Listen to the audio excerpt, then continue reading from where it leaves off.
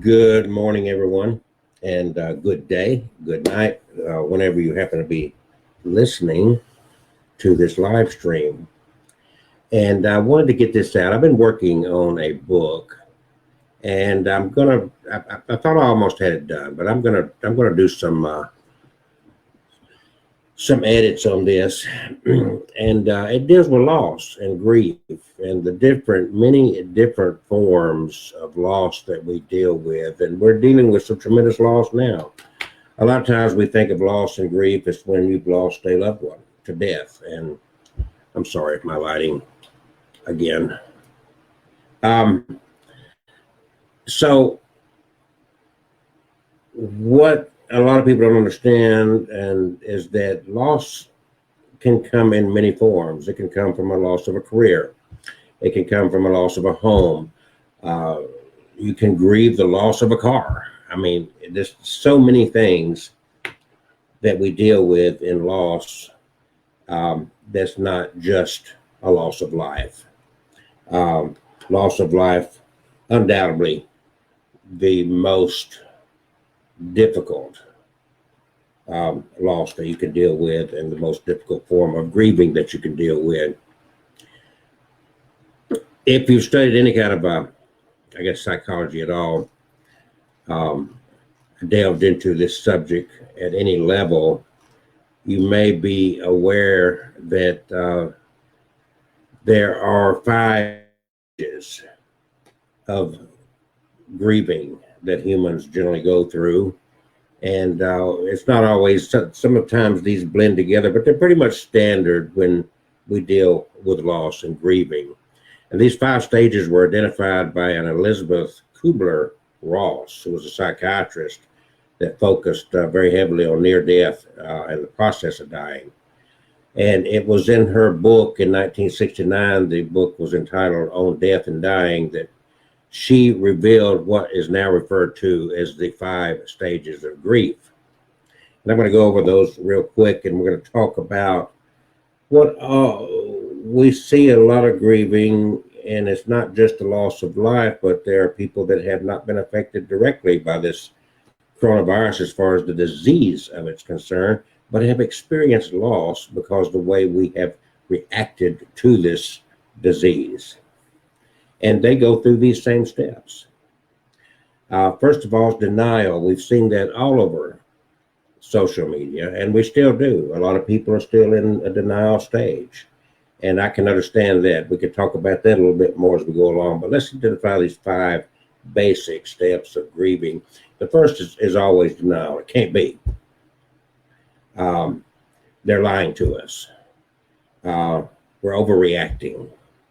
And that could be not just what we're dealing with in this virus, but if you go to a doctor and the doctor said you've got cancer, you're stage 4 cancer, and you've got 6 months to live, the first reaction is I misunderstood something. That's that's denial stage kicks in. It's like you must have had my results mixed with somebody else's, that sort of thing. Especially if you don't personally, it's like, I don't feel sick, I feel fine, and you're telling me I've got something that's going to kill me, and you go into a denial stage. It can be a loss of anything, a loss of the motor goes out on your car.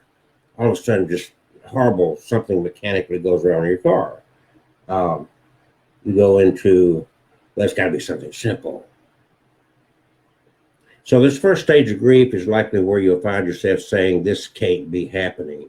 When you're completely overwhelmed by these intense emotions, the shock of an event can immediately send you into that state of denial. And during this state, you might feel as if life no longer has a genuine purpose. You might ask yourself whether there's even a point in continuing life at all. Part of you might even think that there's been a mistake. And we've seen that a lot, haven't we? In terms of pandemic, we might try to convince yourself that the media's overplayed the severity of it, has been reporting incorrect pieces of information, and you might be convinced that the virus isn't even real. I've heard that many times. or it's not as bad as it sounds, and that everything's just going to return to normal anytime. So we've seen that in this immediate situation over and over, that denial. Stage 1 of grief. And then stage 2 leads to anger. So you begin to acknowledge that this is what's taking place. Now, with this virus, you may acknowledge there's several stages to what's going on. You may say, well, the virus is real, but we're overreacting. So the anger comes into, they're disrupting my life over something that's not as bad as they say. So the anger kicks in. This stage of anger is more emotionally intense, and it might cause you to develop anger toward the source of this event, which could be the government, it could be the Democrats, it could be the Republicans, it could be Trump, it could be any of these sources out there that you are throwing that anger out at. Essentially, you're just on the hunt for someone else to blame for what's happening. When it comes to this pandemic, there are plenty of different directions, as I just noted, that you can throw this anger out to. Anger at those not practicing social distancing. They're helping this spread. Can you see? I see those pictures of all these people at the beach or doing this. You might see your neighbors gathering together for a family thing in their yard, whatever. Anger at the government for not doing enough to stop the spread.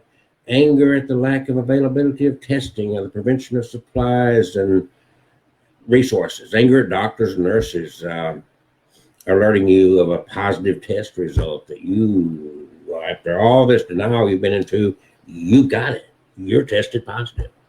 Anger that you can no longer go about your daily routine. That's the big one. That's one of the big ones right there. Anger about missing out on major life events, weddings, funerals, all the above. We get caught in these, what we call social norms, what we're used to doing. People don't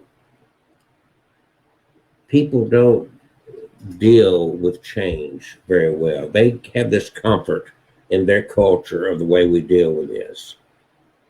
And it's very difficult. So then we get into stage 3, which is the bargaining stage. The bargaining stage is where you might experience intense feelings of regret.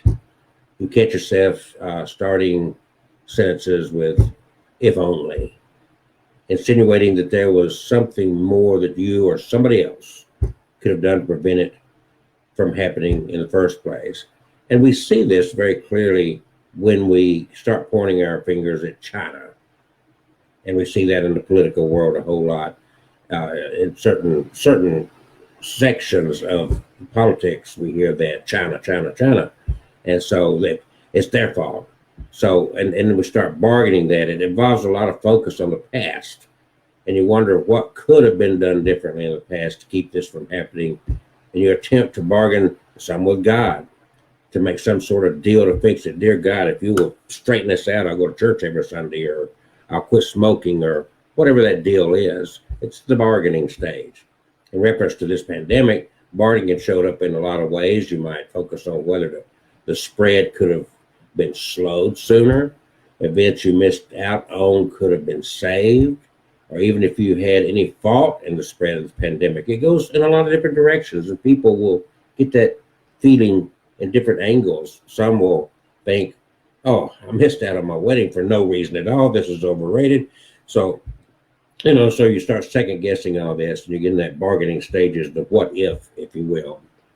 In stage 4, we get into a depression. The depression stage tends to last the longest, and it's usually the most emotionally draining stage of grief. And during this stage, you typically begin to acknowledge that what's happening is actually real, and you begin then to feel a profound sadness and guilt over this. You might begin to distance yourself from others emotionally and lose interest in your favorite activities and hobbies. You no longer enjoy socializing with others, and you just want to handle your emotions and thoughts on your own. Leave me alone. I'm going to deal with this. In the case of this pandemic, it's really common to feel a sort of depression when you realize how widespread the illness is and how many people are really suffering from it. But it's also not uncommon to feel depressed as a result of what's considered the new normal, or the social isolation. It can, you're used to. It's the birthday party. It's it's that event. We're obsessed in our society with sports, missing out on sports activities, and you see those stages, and that focus is directed on what you personally are suffering the most upset about in regards to this whole picture. We're overreacting. It's not real. It's not as bad as they say it is. If we had just acted a little bit sooner, if we hadn't overreacted, all these things, then I wouldn't have missed out on Alabama football. I wouldn't have missed out on this. I could have had my wedding on the 16th of April, all those kind of things. Then we get into stage 5, which is acceptance. This final stage of grief, not everybody will ever reach this stage. It doesn't necessarily mean that you're okay with what happened, but you finally accepted that it did happen and you're trying to move on from it. It's at this point that you're working to adapt to this new change in your life, and you begin to admit that things are no longer the way that they once were, and that you have to adapt to a new lifestyle because of what's taken place. And even though this pandemic is still going on, it doesn't mean acceptance cannot be reached. Acceptance in this case might be understanding that you have to stick to this new normal for a little while, or maybe from now on out, and that things will eventually return to normal soon, or they may not ever return to normal. That does happen. The losses that we felt during this pandemic, and see, what helps in going over this is identifying these stages and really focusing on your emotions, and stop looking outward and start looking inward so you can heal during this process, and you can figure out where you are in what's happening in the world around you. So the losses that we, in general, most of us, the whole world, in fact, have felt during this pandemic. Number one is the loss of freedom. We lived for, almost 2 months in this lockdown situation. This freedom is practically non-existent. Restricted travel. You can't go here. You can't go there. No movies. No, like I said, sports. No gatherings of 10 people on social distancing or masks. All this stuff going on. It's a loss of freedom. It seems as if there's new rules and regulations for everything about life. Stores began limiting how many people can go inside. You got to go in a certain way. You can go down aisles in certain directions. One-way aisles, social distancing. You're paying for your items through this plexiglass. So, and you've seen actually probably by now that if you go to the store and the store's got capacity, they make you stand outside till somebody leaves. You've probably experienced that. Your normal Saturday morning grocery store visit, suddenly a mad dash to quickly run in and run out with only the necessities. You no longer can bring the kids with you to the local playground when they begin to get very energetic.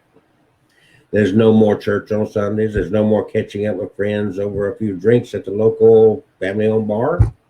There's no more dining out with family, friends, or even by yourself.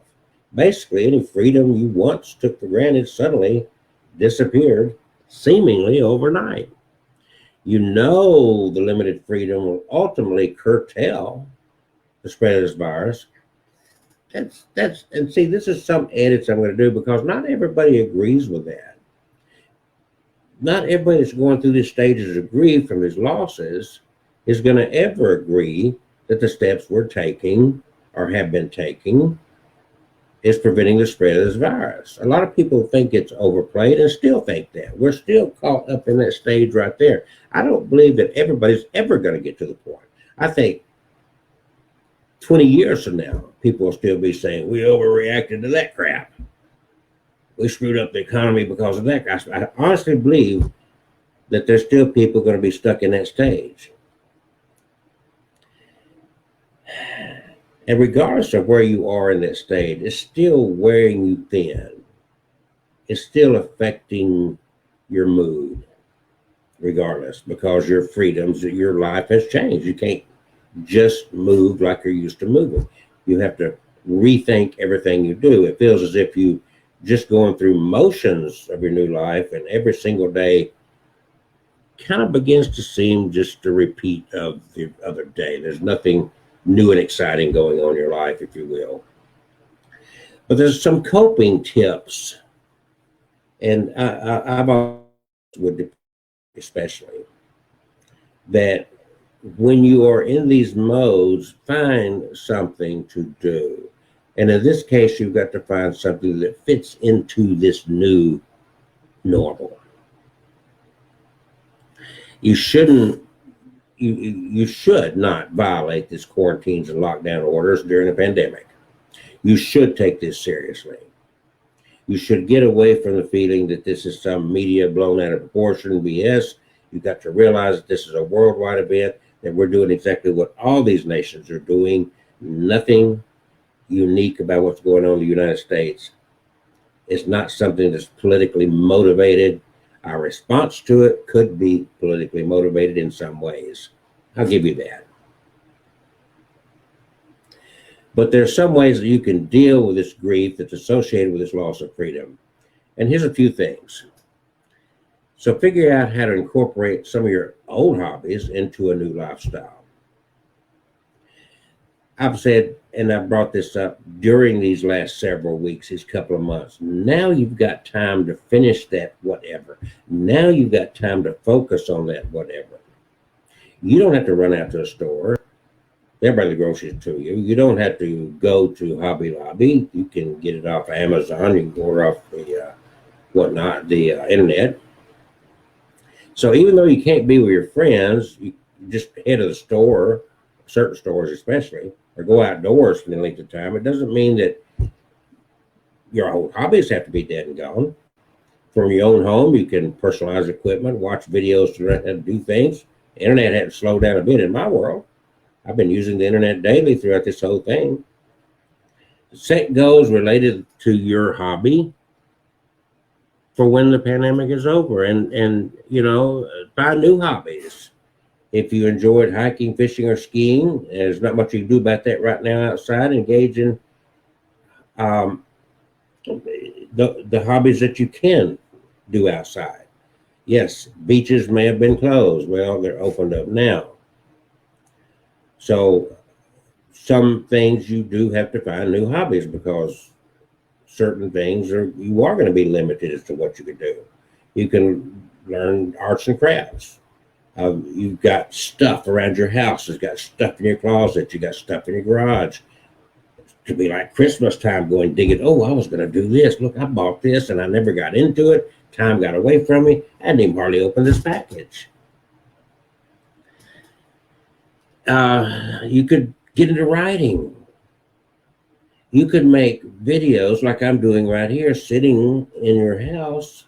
And it don't have to be on a subject like this. You could be creating a family, memory, a time capsule, if you will, to share with your kids and grandkids. Hey, you can use that as something that's cathartic as well. It'll help you heal. You can sit there and talk to future generations. Hey, this is Kelsey. I'm sitting here on May the 26th, 2020, in the middle of this pandemic based on this COVID-19, this novel coronavirus. I'm not a scientist, but I want to share with you what's happening from my perspective in this time. I want to document this for you, the future generations down the road, so that you can have this firsthand account from one of your relatives. Maybe I'll never get to meet you.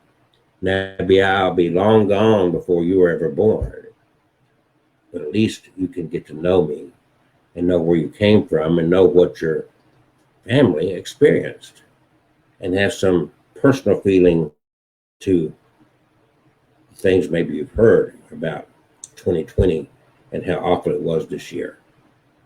And then you can express what you went through. I wasn't able to work for months. The government sent us $1,200. That wasn't anything. We had to, it was a dramatic change in our lives. And as I was sitting going through this, I had to find something to occupy my time with and to try to be as positive as possible because I didn't want to get depressed. I didn't want to lose touch with reality. So I wanted to document my feelings here and create this time capsule. That's one profound way to do it. You can also make a gratitude list. You're sitting around thinking about all the things that you're missing out on, but with a gratitude list, you can write down the things that you're grateful for and focus on what you do have. And see, I got a problem with that because I've done a lot of weddings and I belong to some wedding groups on Facebook. And all these wedding vendors are keep promoting this and keeping in your face what you're missing out on, what you're missing out on. It's like, sorry, you've had to postpone your wedding. If they shifted that into a positive paradigm, if they shifted that into, you've got time to work on your marriage, you've got time to work on your relationship. Maybe your relationship's good, but you got time to make it even better. You've got time to plan. You've got time to set priorities. You've got time for each other. You got time for all these things. So you don't have to feel pressured by a date right now. So think about the positive. What can I learn from this experience? What can I walk away with and then share with my future generations? What good can come out of this? If you're into social media, make and share memes. Laughter is good medicine. It's truly cathartic. These days, there's memes for everything. The coronavirus memes are particularly good.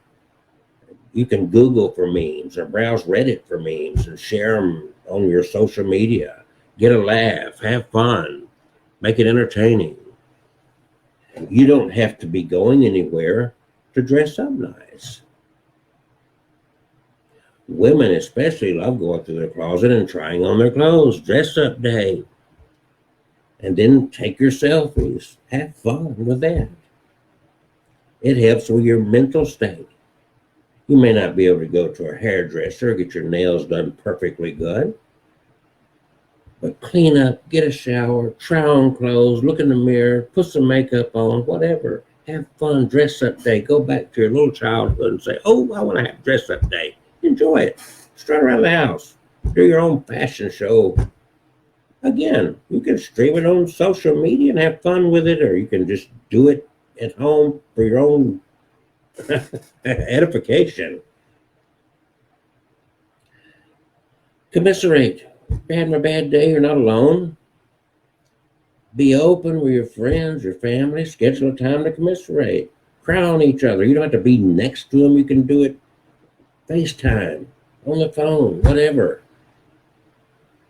Share your feelings immediately with those to help you get through this. Then, if you need to, talk about how much you miss your favorite restaurant. Allow yourself to heal through that process so that you can move on to the next step. Again, go back. What's that project you got you never started? Dig through that closet. What did you buy 5 years ago? You never opened. It's like you saw it. You were at Michael's or Walmart or whatever. It's like, ooh, I would like to do this. You just never took the time. A little artsy thing or whatever it was. That's some project in your garage you're going to work on. Now you got time. Start the project you never had time for. We've all had those projects in the back burner. We've always wanted to learn to code, to write a book, to paint the garage, or start a business. So, a new way of approach. What business could I start? I've got this new situation. I was doing weddings, I was doing events, bam, it shut down. From the comfort of my home, there's a lot of people making money that never leave home. A lot of people are sitting at home making money. I'll give you an example. Guy that's into the paranormal, Steve Huff. He calls himself Huff Paranormal. Rarely does he leave home. Usually in the middle of the night, he's creating these videos, sitting in the comfort of his home. He's put together these gadgets, really fancy with lights and all this. And he's supposedly using this spirit box to talk to the dead. He's a performer. He's got 1 million followers. He's raking it in. When somebody famous dies, within 2 or 3 days, he's having a conversation with them on a spirit box. I'm not encouraging you to mimic him. You may not be in the paranormal. I'm not saying the 1 million followers of him even believe it's real. Some think it's just entertainment. That's fine. But you can find your niche. You can start a YouTube channel. And that's not the only way you can go. A lot of people just stream live on Facebook. I'm using a platform here to where I stream live at the same time on Facebook and YouTube. So this, what you're watching now, ends up in both places. You've got time to research. How can I make money from doing that? It could be about the subject of quarantine. You can share your thoughts about the quarantine. It could be like, I really trying to understand what's going on. Just yesterday, we were just locked down. We were at home. They were telling us, first of all, don't wear masks, then wear masks. And then everything's locked down. And then just overnight, they open everything up. But yet, according to the numbers, nothing's flatlined. The virus is still growing. The deaths are still happening. Why is it just all of a sudden like, how's this confusing you? Have these conversations. It's going to open up dialogue. You can look at where people are posting responses to your video. And you can go from there. How do you think some of these people got started? Just by starting a vlog, video, not a blog, but a vlog. So you start, there's no cost in doing a YouTube channel. You make that dream come true. Put a camera. You can do it live stream. You can video it, edit it, and polish it up, and do it pre-recorded. Do it for the views. Do it for yourself. It doesn't matter. Create a new routine. Even if your old routine worked like a charm, you're going to have to create a new one. Things have changed. So create a new one. Change is a good thing, not a bad thing. Progress is a good thing, not a bad thing. Many aspects of our old lives are no longer possible, but you got to press on. Routine is important to humans. So we need to try to keep some kind of a routine up. If you're used to start your day with a workout at Starbucks, do your workout at home and make your own coffee. If you like to go to a bar on the weekend, make a video chat with all your friends and have a drink as you're chatting with them online. Popular platform for that is Zoom, and now Facebook is giving Zoom a run for their money. You probably noticed it on your timeline there. When all this seems lost, focus on the light at the end of the tunnel. All things do, as we know, come to an end. So your shelter in place will be lifted. Businesses will reopen. We've seen that now. Just be prepared. It's bound to happen again. It's happened before. This is not the first time. Maybe it's the first time in your life, but it's not the first time it's happened. This is why it's important to, if nothing else, take the time to create a video like I'm doing now, expressing what you went through, what your family, first-hand account of what you're dealing with and your feelings in regards to this pandemic and our reaction to it and so forth. It'll help future generations, especially in your family, to know and what to expect and to know how to deal with it. A lot of people are sitting there, and I've seen it, saying, we've never dealt with a pandemic in this fashion. We've never shut down the schools. Well, we have. Think of the Spanish flu just 100 years ago. This is a repeat of history. So everything in life is temporary. Everything in life is temporary. Life itself is temporary. Be real with yourself to help you deal with anything that comes up in your life.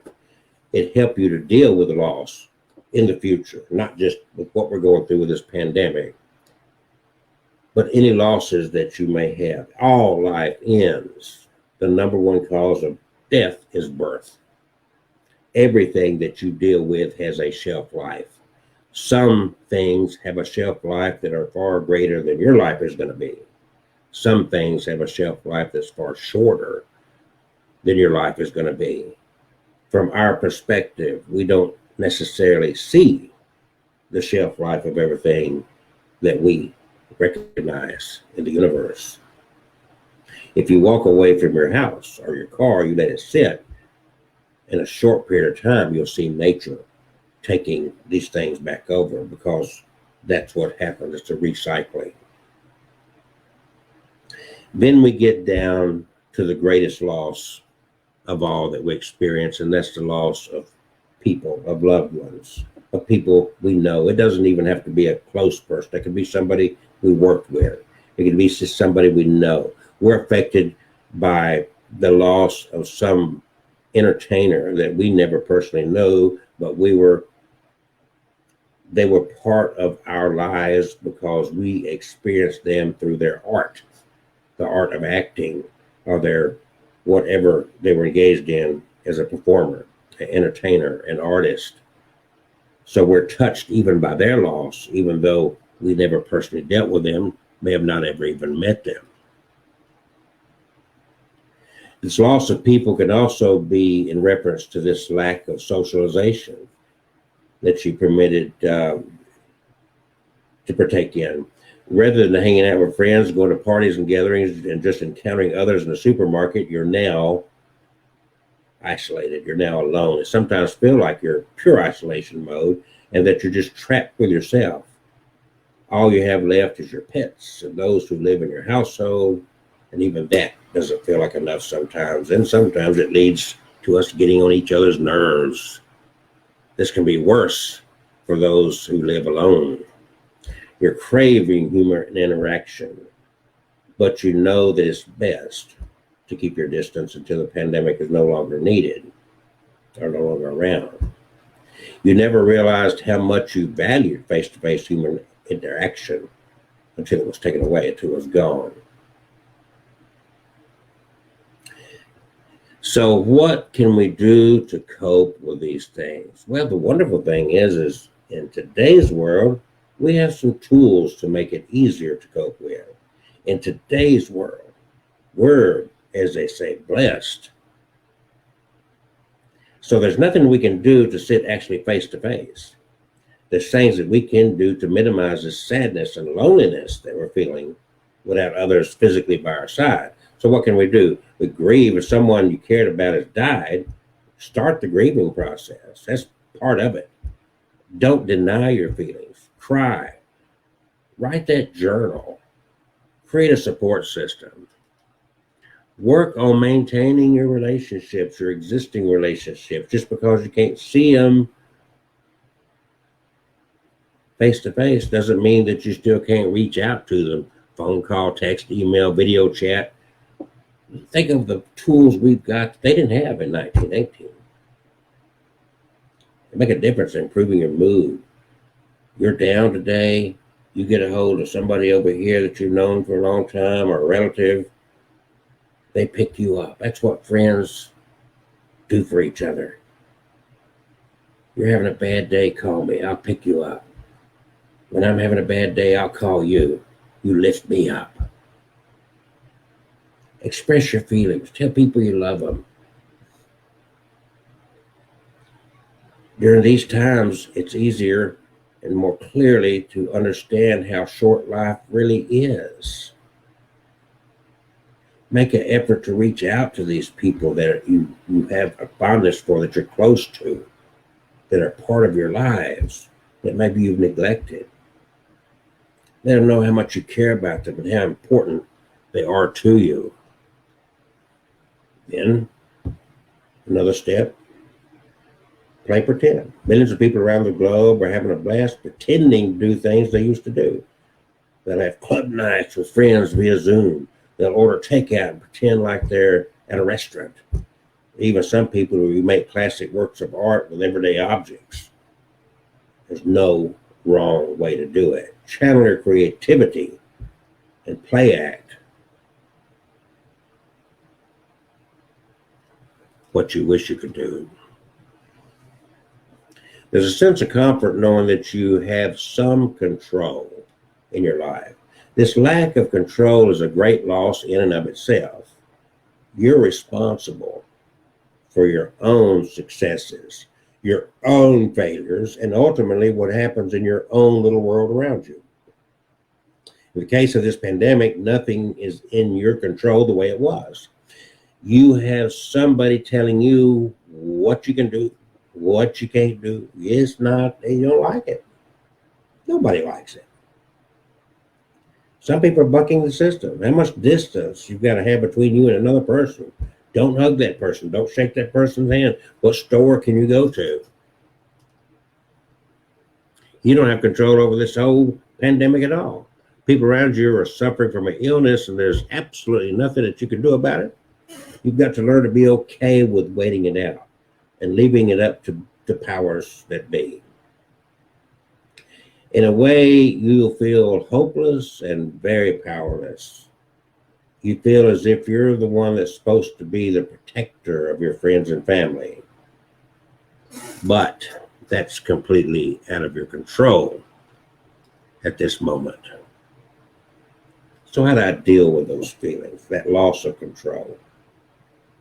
Even though you can't stop a pandemic and there's other things that can create that loss of control, that you personally can't stop it, other than certain basic things, there's a few things that'll help you along the process of grieving in this world where you no longer have any control.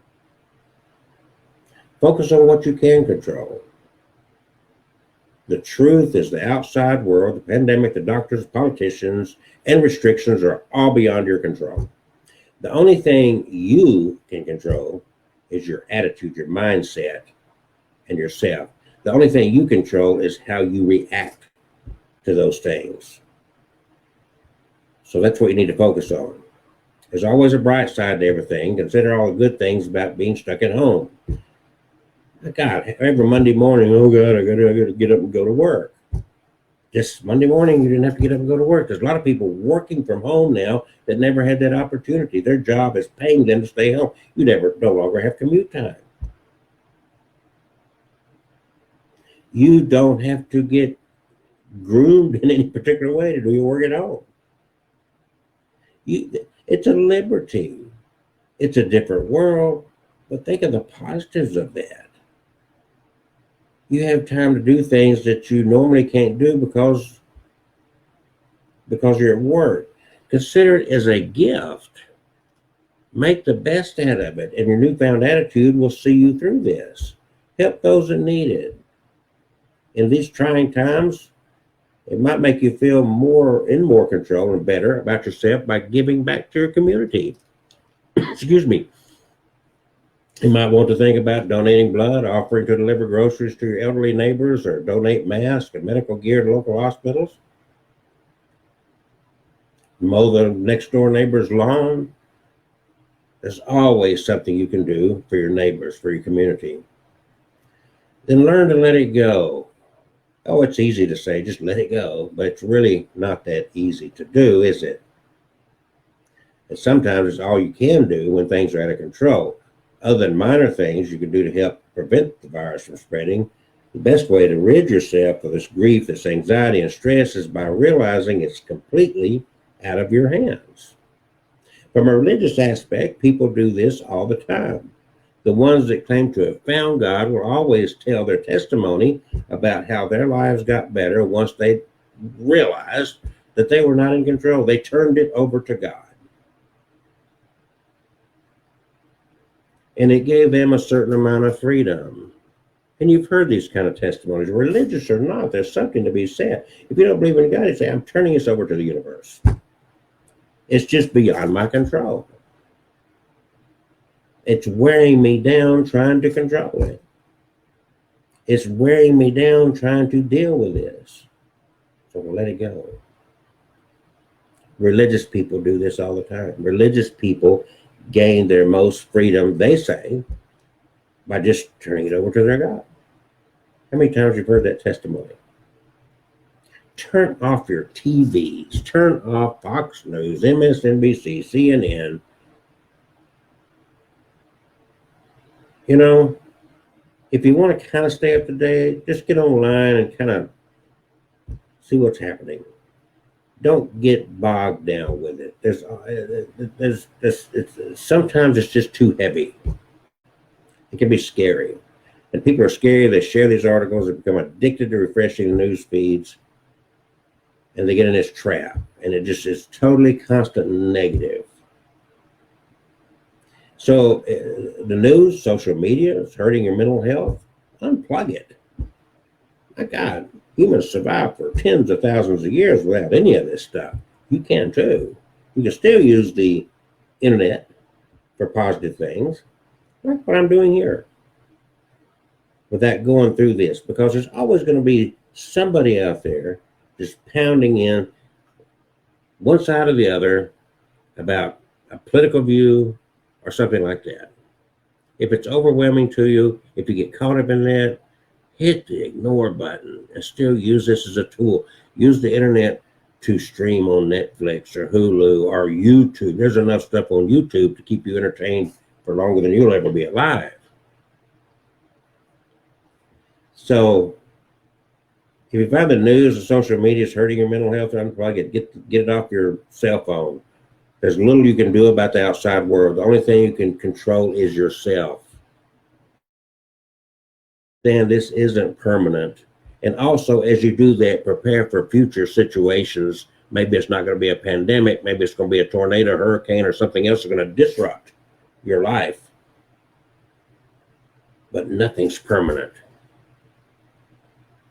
Even though we don't know what it's going to look like when all this is over, your lack of control over your life will not last forever. So it's best to remind yourself that this is only temporary and it will eventually change. Then there's those like me, loss of work. Oh, I went through the 5 stages of grief. It affected my life dramatically.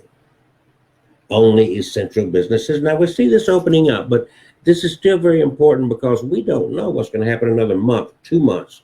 Some are predicting that this isn't over. There's going to be a second wave, or it's going to be another peak in this.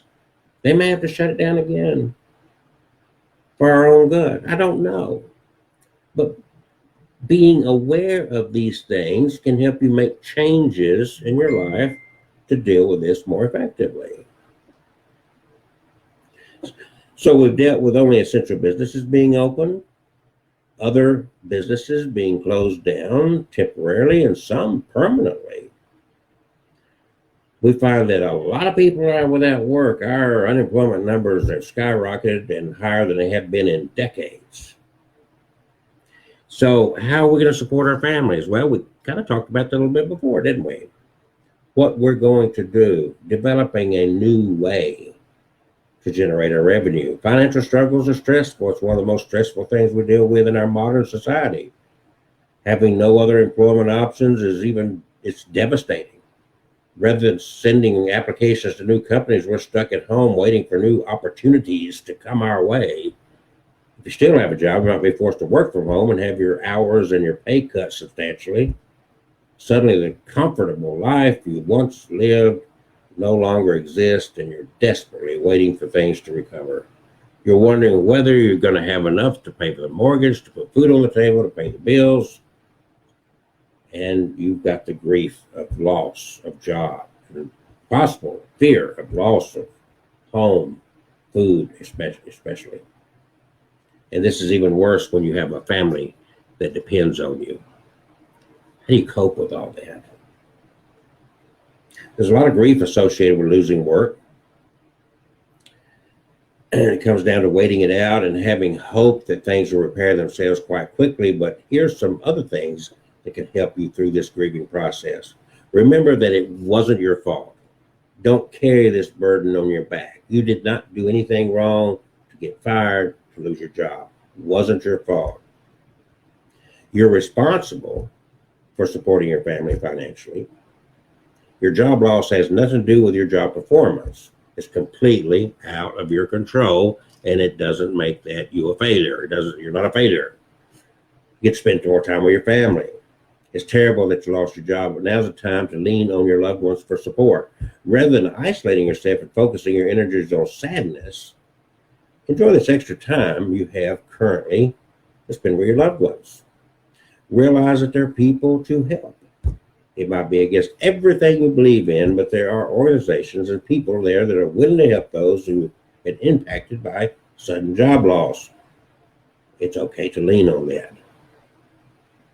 A lot of major churches and organizations have had these food banks and that sort of thing. Dig around. Crowdfunding. Many families created a GoFundMe page where people can donate to their cause. It's not appropriate for everyone, but you can visit the site. There's not the only, GoFundMe is not the only way to do that. There's even a way on Facebook to do that. But don't be afraid to ask for help. Don't be ashamed to ask. There are people that have more than you. There are people that can help. We've lost the world as we know it. Everybody in the world's getting used to what's called the new normal. Essentially, basically, the entire world's forced to adapt to this new change that's been implemented in order to keep the pandemic to a minimum. It's safe to say that the world will never be the way it was before the pandemic struck. That can be a good thing.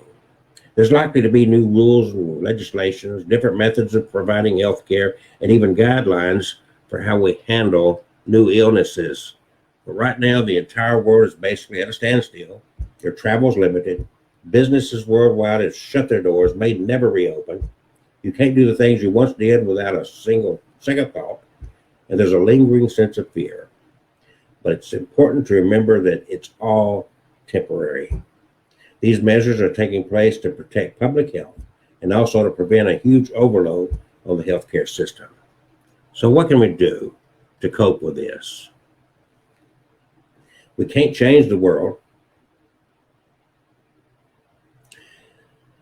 There's nothing we can do to change how the world is viewed and how the world functions as a whole in the future. What we can do is learn to be accepting of new change. That is hard for a lot of people. But here's some ways you can do that.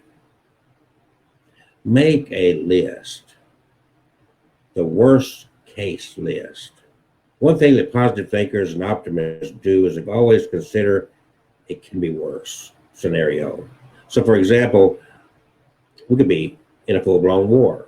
I could have cancer. I could be homeless. There could be no scientists working on a cure or a vaccine. There could be no caring officials working on ways to keep us safe. Consider the much worse off people who've already died from COVID-19 or who have suffered the illness, even if they've recovered. It's horrible. And consider their families. You're still alive.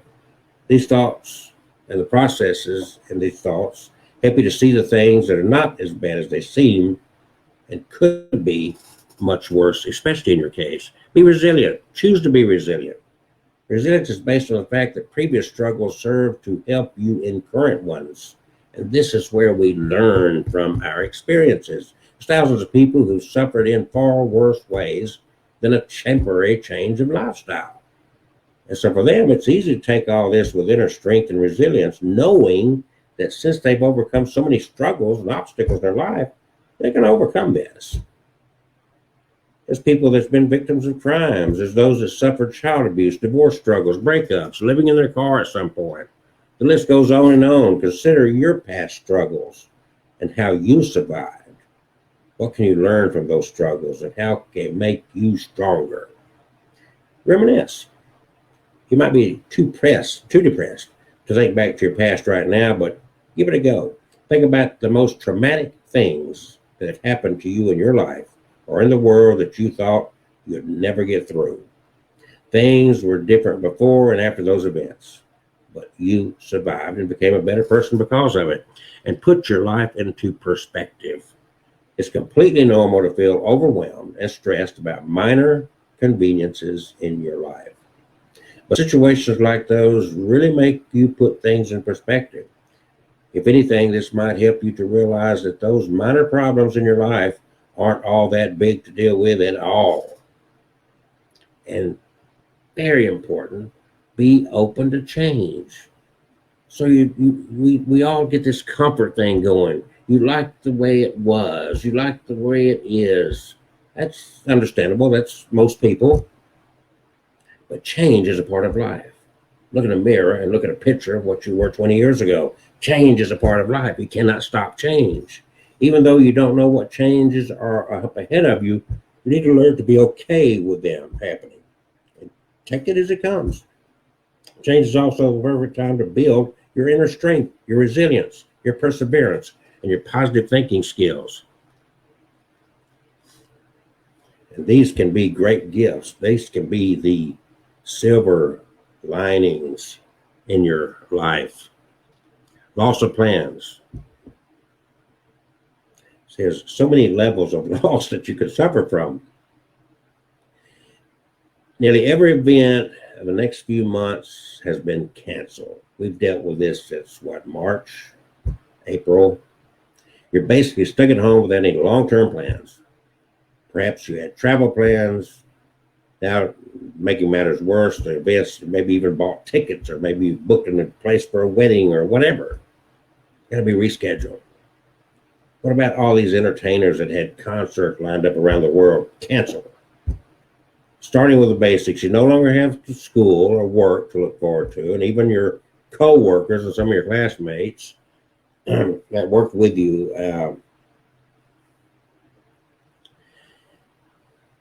it's all been shut down.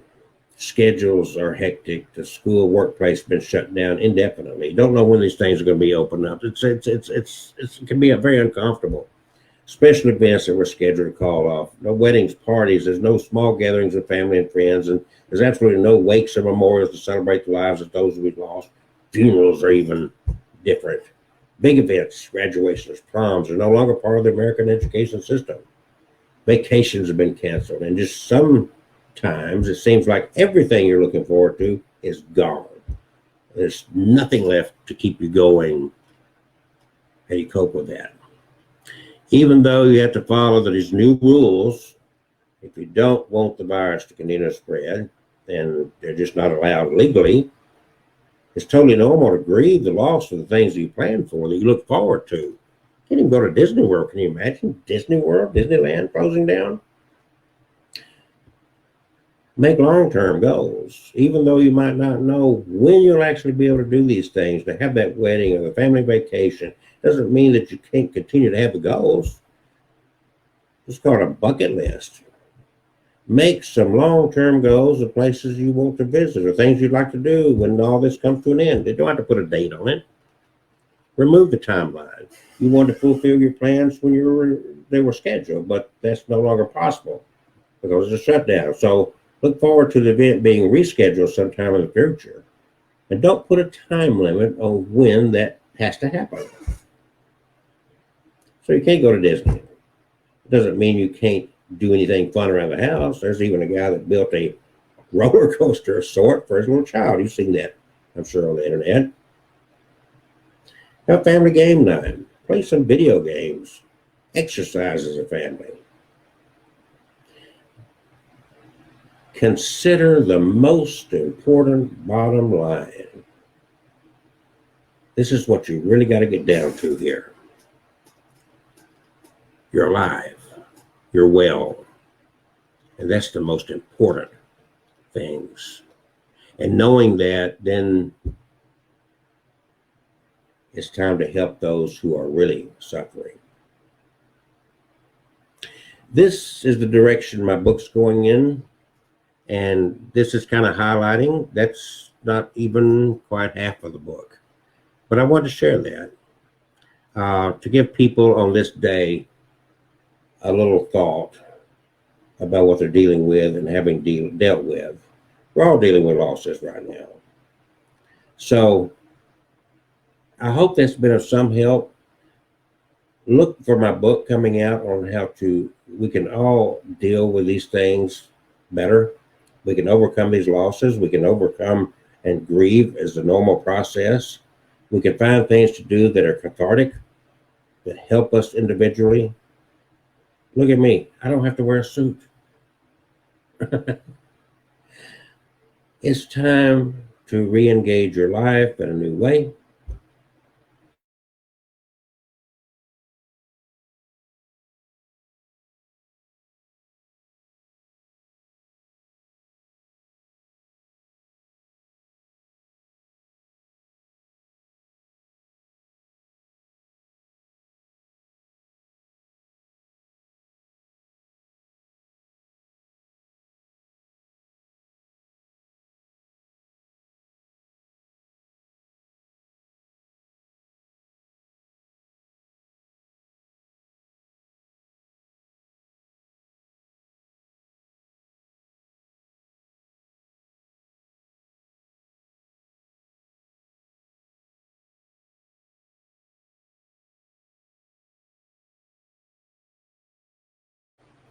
Okay, I'm back. I had a internet hiccup at 4:45 in the morning here at home.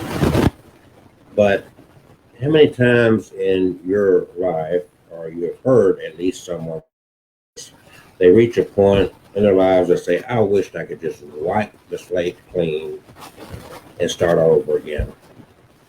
I'm sure if you haven't said that, you've heard somebody say it, or you felt like saying it, right?